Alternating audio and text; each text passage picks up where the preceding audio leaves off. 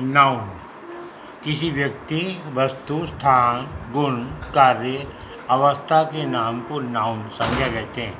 Kinds of noun, noun के प्रकार। There are 5 kinds of noun, 5 प्रकार का नाउन है। पहला है प्रोपर नाउन, जिसे व्यक्तिवाचक संज्ञा कहते हैं। दूसरा है कॉमन नाउन, जिसे जातिवाचक संज्ञा कहते हैं। तीसरा कलेक्टिव नाउन, इसे समूहवाचक संज्ञा कहते हैं। चौथा है मटेरियल नाउन, पदार्थवाचक संज्ञा। पांचवा एब्स्ट्रैक्ट नाउन, भाववाचक संज्ञा। पहला है proper noun. Proper noun refers the name of a person, place और थिंग। किसी व्यक्ति, स्थान, वस्तु के नाम को प्रोपर नाउन कहते हैं, जैसे Ravi, Alwar, table, chair, etcetera. Common noun, एक common noun refers the name given to person, thing or places the same kind of class। एक ही वर्ग की वस्तुओं को हम कॉमन नाउन कहते हैं। किंग, बॉय तो समस्त लड़के हो गए, समस्त राजा, गर्ल समस्त लड़कियां, सिटी शहर इत्यादि। कलेक्टिव नाउन, समूहवाचक संज्ञा। A collective name is the name of A group of person और थिंग टेकन टुगेदर। जब हम सामूहिक रूप से किसी वस्तु का नाम लें, spoken of as a whole और यूनिट, जब उसको संपूर्ण और इकाई के रूप में व्यक्त करें तो उसे कलेक्टिव नाउन कहते हैं।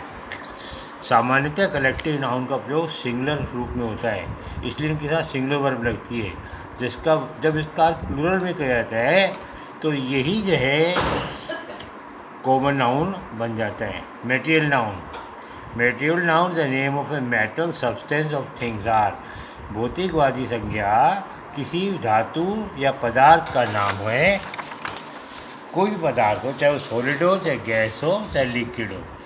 अगला देखिए एब्स्ट्रैक्ट नाउन, भाववाचक संज्ञा। Abstract noun in general refers the name of quality, action, state. किसी वस्तु के गुण, उसके कृत्य, उसकी अवस्था में हो व्यक्त करे, उसे एब्स्ट्रैक्ट नाउन कहते हैं। ऑनेस्टी देखो ईमानदारी गुण हो गया। ब्रेवरी बहादुरी, हेटर नफरत, लाफ्टर हंसी, पॉवर्टी निर्धनता, यंग या यूथ युवावस्था, आर्ट मैंने कला, साइंस विज्ञान। ये है abstract noun. Subject verb agreement, subject और वर्ब का तालमेल। एक वाक्य में वर्ब हमेशा सब्जेक्ट के अनुसार आती है, इसे एग्रीमेंट ऑफ या हार्मनी कहते हैं। इसे सामंजस्य या तालमेल कहते हैं। जब सब्जेक्ट सिंगुलर हो तो वर्ब सिंगुलर आएगी। The verb must agree with the subject in number person. Verb हमेशा सब्जेक्ट के पर्सन नंबर से आती है। यदि बहुवचन सब्जेक्ट है तो बहुवचन वर्ब आएगी। अब आइए weak verb. Verb which require ED D D to be added to the present tense to form past indefinite are called weak verb. जिन वर्ब के अंत में ईडी, डी या टी वन लगाकर प्रेजेंट टेंस को पास्ट बनाया जाए उसे वीक वर्ब कहते हैं। ये देखिए हमने 3 रूप रखे हैं, present, past, past participle. Third form कहते हैं पास्ट पार्टिसिपल। जैसे sell, sold, sold, burn, burnt, burnt, देखिए टी लग गया। Think, thought, thought, land, land, देखो D T T. Strong verb, verb that form their past tense by merely changing the vowel in the present form without ending are called strong verbs. कहते हैं वो verb जिनके present का पास बने केवल उनके बीच के वावल को चेंज करके। अबाइड देखो आई का ए बाई बी आई डी, बस ए बी ओ डी हो गया अबॉर्ड और एबॉर्ड। तो आई का हो गया पास्ट टेंस हो गया, स्वर्ग चेंज है। B E A R bear, B O R E bore, B O R E N E, देखो ई ए का ओ हो गया, है ना।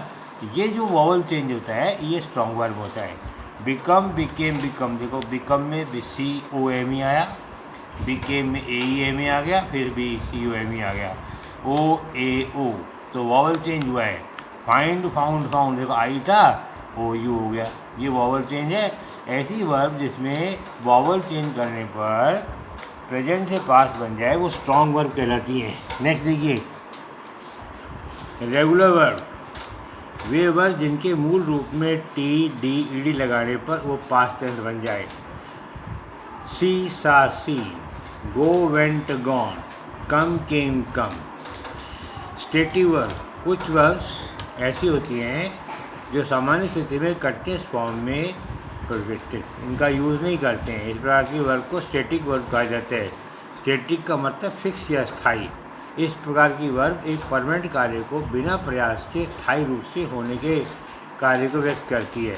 इस प्रकार की वर्ब का प्रयोग कंटीन्यूअस फॉर्म में नहीं किया जाता है। इस प्रकार की वर्ब नॉन कंक्लूसिव वर्ब भी कहते हैं, जैसे सी देखना, सुनना, छूना, स्वाद लेना, महसूस करना, देखना, जानना, होना, समझना। See, hear, smell, taste, feel, look, know, have and understand. अर्थात वो जो क्रियाएँ जो हमारी ज्ञानेंद्रियों द्वारा प्रभावित होती है वो जो है कंटीन्यूअस फॉर्म में यूज़ नहीं करते।